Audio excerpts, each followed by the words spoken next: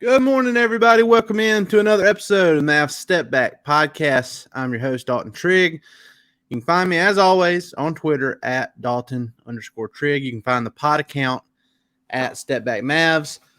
If you want a good deal on a really good beard hedger, go visit manscaped.com. Use the promo code MavsStepBack, and you will get 20% off plus free shipping on the new Manscaped beard hedger. Be sure to go do that.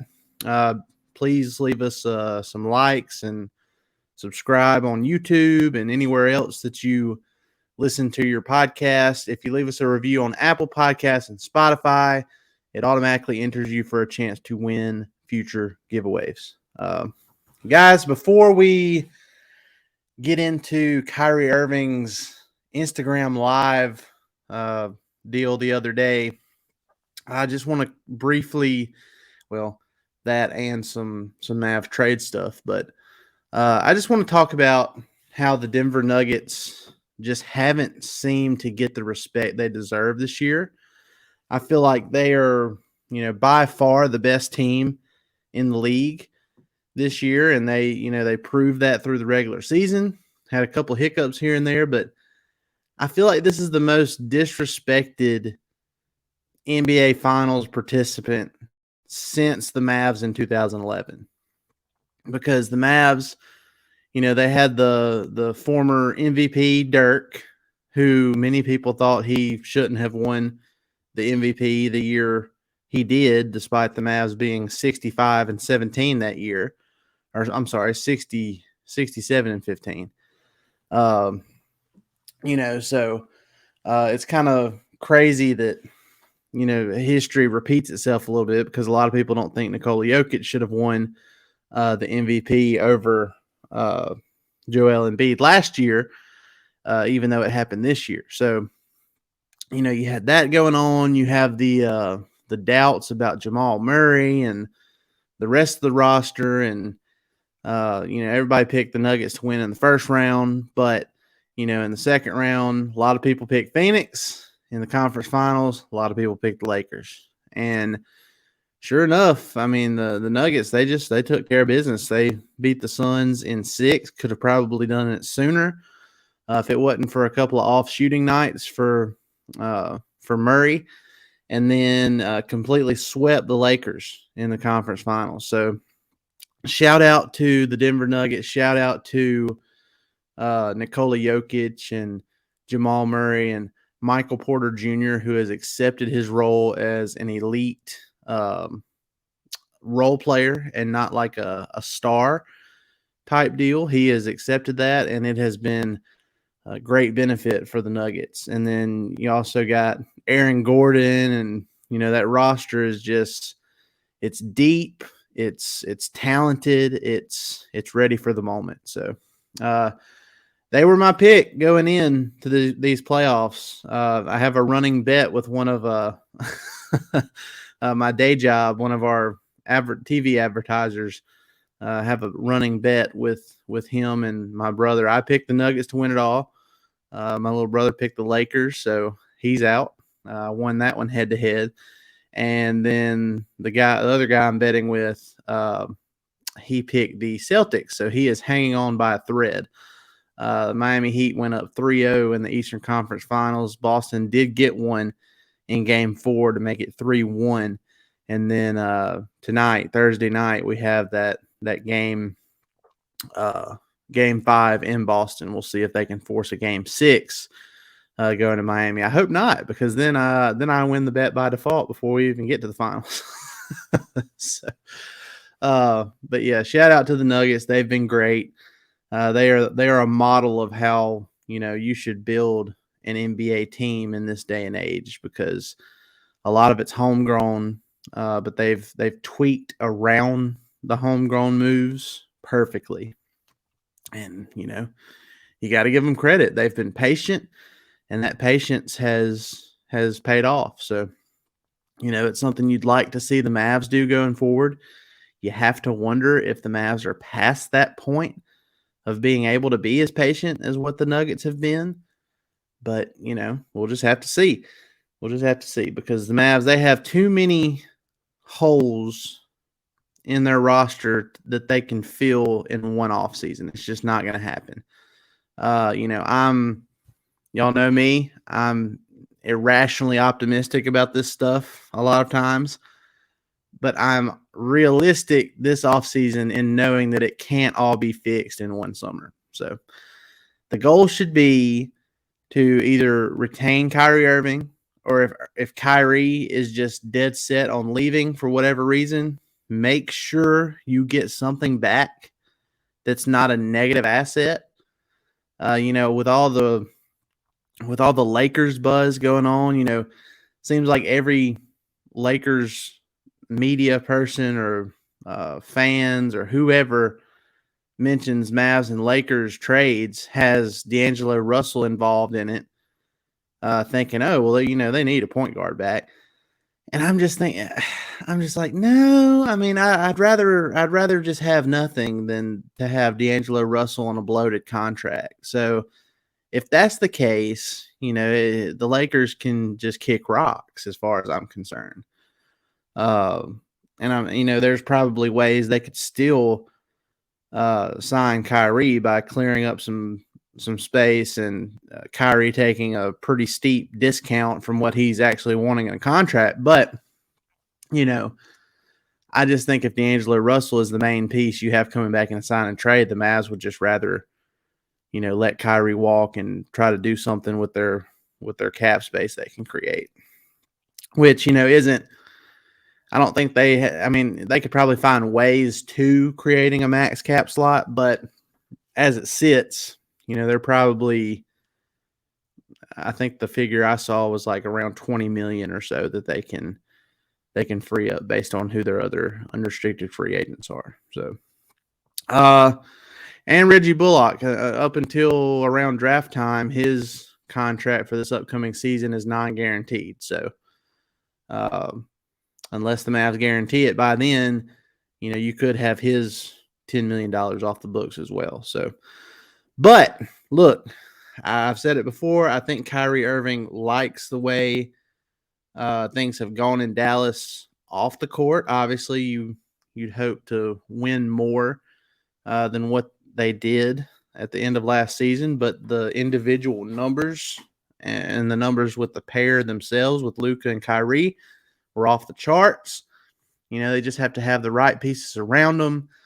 And then off the court, I think Kyrie feels comfortable with, Mark Cuban and Jason Kidd and Nico Harrison and the media. I think he feels like he's been covered more fairly with the Dallas media compared to when he was in Brooklyn and when he was in Boston. And, obviously there were other circumstances around why he was covered the way he was in those two previous stops. But, it was still probably over the top a little bit. It's like you can't even go to a press conference without that being brought up every single time, and without having to answer any actual basketball questions. So I understand his frustration in that regard, but he has come out and said that he brought a lot of that on himself too. So, it's just one of those situations, but I think he's enjoyed it in Dallas.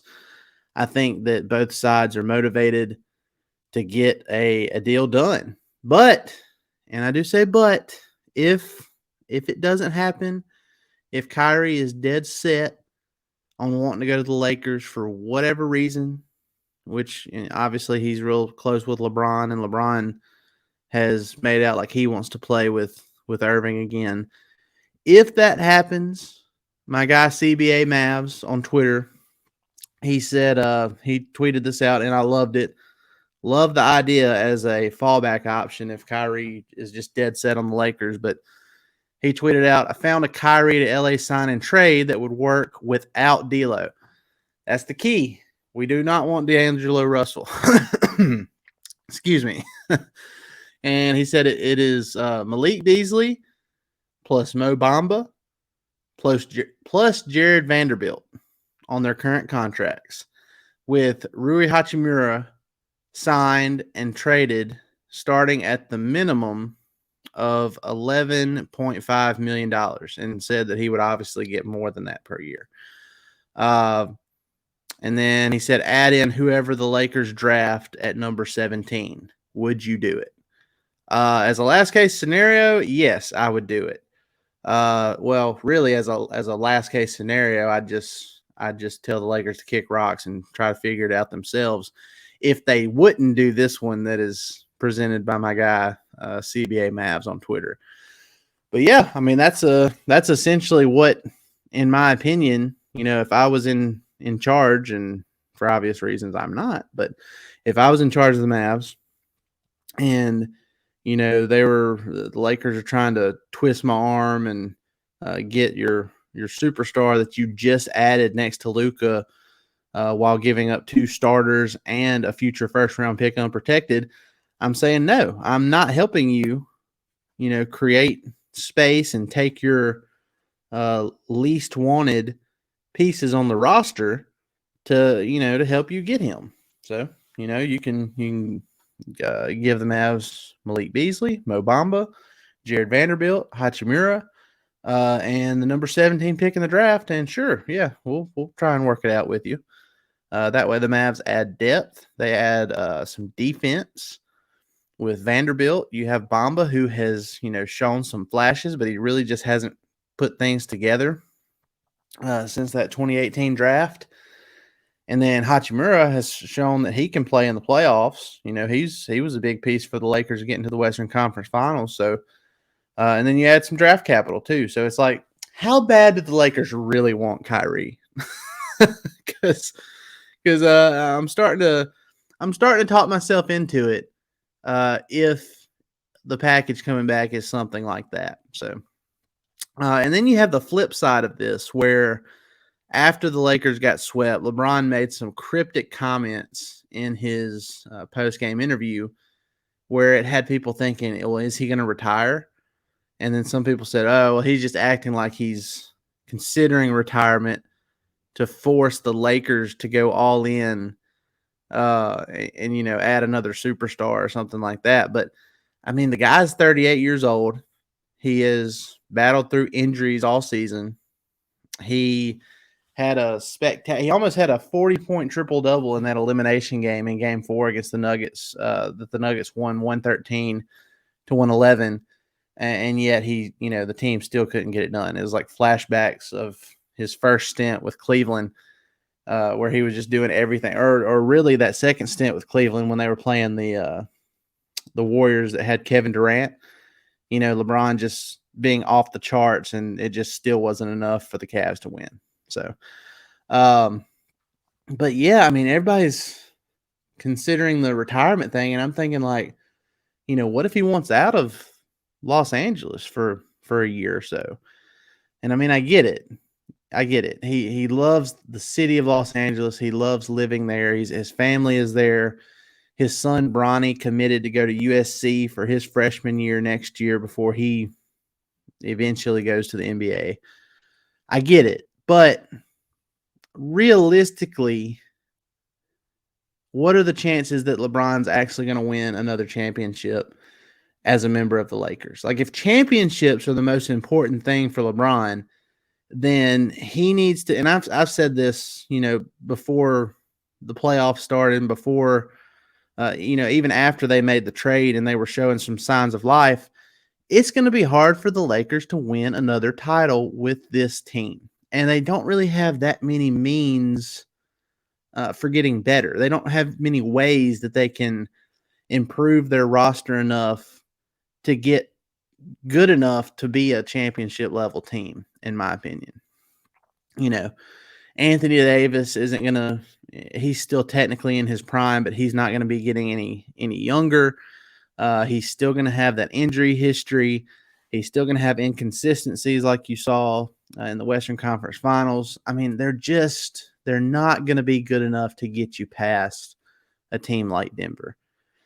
And, you look at the tea leaves here, and I know I caught some flack on it, some flack from it on Twitter for writing about it. But if LeBron wants to take a step back from being the guy and wants to, because there was a report that he wants to transition into being more of the second guy, and not have the full responsibility. Because, I mean, it's human nature, guys. He's 38 years old, and he's still one of the best players. He's probably a top 10 player in the league if he's fully healthy. So, yeah, but he's wanting to take that step back, probably to where he can extend his career an extra year or so. We know he wants to play with Kyrie Irving. We know he loves Luka Doncic. He's claimed that Luka's his favorite young player in the league. Why is all this Kyrie to Lakers buzz get all the attention when it's like, wouldn't it make more sense logically for LeBron to force a trade to Dallas? I mean, I understand some people think that sounds crazy, and LeBron loves LA too much. He'd never leave LA. Why not? Why would you rather play with Kyrie Irving in Los Angeles with a stripped down roster? You're going to have to strip down the roster that just got you to the Western Conference Finals for a 31-year-old point guard with an injury history in Kyrie, when you could play with that same superstar player in Dallas with Luka Doncic. Less pressure. You're in a lesser role, but you're still the top scorer all time in NBA history. And when you're healthy, you can make a huge impact on both ends of the court. And you're playing with both of those dudes. In my opinion, that makes more logical sense than the Lakers going all in to get Kyrie Irving to Los Angeles. I don't know. And I mean, I understand I'm sitting here as a Mavs enthusiast, a Mavs media member / fan / all that other stuff. I understand that there's bias there, but just putting all that to the side and just looking at it, black and white on a sheet of paper, it's like, why is the Kyrie Lakers thing such a big deal? And why aren't people talking more about the possibility of LeBron maybe wanting to be traded elsewhere, even if it's not to the Mavs? There's been rumbles about potentially the Warriors or, the Philadelphia 76ers or the Sun, any championship contender. I just don't see a way. And maybe winning championships isn't, important to LeBron. Maybe LeBron doesn't want to catch Kobe or Michael Jordan in number of championships before he hangs it up. But if he does, I just don't think it's going to happen with the Lakers. I think he's going to have to look elsewhere. And I think playing alongside Luka and Kyrie in Dallas would be one of his best shots at it. So we'll have to see how it goes the rest of summer. I keep thinking about, and it was a little over a year ago. It was last summer, I believe, or before. No, it was before last summer. When Brian Windhorst, which I get it, he says he talks a lot about LeBron for good reason. That's his guy. But lately he's been all in on the Kyrie to LA speculation and everything. But I just keep thinking about what he said a little over a year ago.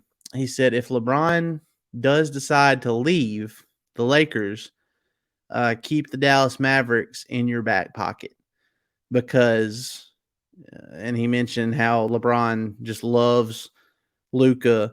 And this was before the Kyrie trade that this was being said. So, I mean, I think about that, and then I think about the Mavs making the move for Kyrie.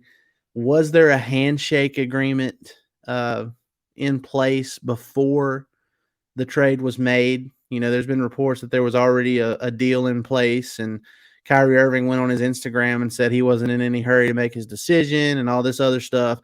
But, I mean, come on. He's not going to admit to that, and then the Mavs end up getting a stupid fine for, negotiating before they're supposed to be able to. So he's not going to come on there and say, oh, yeah, we had a handshake agreement. get his team in trouble and him potentially in trouble. It's not going to happen. But it almost makes you wonder if that trade was made because there was risk involved. And if the Mavs were able to get a handshake deal agreement from Kyrie, and maybe if, they knew that they had a chance to make something bigger happen in the offseason by trading for him, I could see it. I'm not gonna, go down a conspiracy theory rabbit hole with that, but I could see that being a possibility for the Mavs. Re-sign Kyrie, find a way to sign LeBron, who, I know the Lakers don't want to see him go, but if he's requesting a trade, I think that they would, honor that, given that he's won them a title and he's at the end of his career, and they'd probably want to send him out the right way. So that's where I'm at. Be sure to respond to that. I'm going to post this pod on Twitter and Facebook and everywhere else before noon today. It'll be this morning. So respond to it. Give me your take on this. If Kyrie is just adamant on going to the Lakers, would you accept that package mentioned earlier with Beasley, Bamba, Vanderbilt, Hachimura, and pick number 17? Would you do it? And do you agree with me on the logic of the situation? Like, it makes more sense. It would make, if you had to pick between the two options, it would make more sense for LeBron to want to come to Dallas to play with Luka and Kyrie versus just playing with Kyrie on a stripped down Lakers roster, which is essentially what would have to happen. I mean, they could probably do it and still keep, Reeves, but I don't know. I still feel like that doesn't even compare to playing with Luka and Kyrie in Dallas, and then the pieces they'd have around them there too. So, guys, I appreciate it. Y'all have a great rest of your Thursday. I will see y'all probably the first next week. I'm going to take off Friday and the rest of the weekend, the long weekend for Memorial Day. Hope y'all have a great Memorial Day weekend. And send some good vibes my way tonight, because my nephew, who's in 4th grade, Evan Webster, if you're hearing this, shout out to you. His Little League baseball team is in the championship game tonight. They're 10-6 on the season. They had some rocky moments, but they got through it. They got to the championship, and they're playing a team that's 13-0. So good luck to them tonight. We'll see how all that goes. I'll be wearing my Believe t-shirt for them. So, guys, appreciate it. Be sure to go like, rate, and subscribe on all your favorite podcast platforms, and leave us a review on Apple Podcasts and Spotify. Again, that gives you a chance to win future giveaways as long as you go leave us a review there. That way we can go back and throw your name into the hat when we do those giveaways. Also, be sure to subscribe on YouTube. I really appreciate it. I've been running those numbers up here lately. It's been nice to get back into the YouTube space now that I actually have the internet, the bandwidth, the capacity to do so. So be sure to subscribe there and throw me some likes on those videos. It's much appreciated. Guys, thanks very much. Y'all have a great weekend. We will see you next time.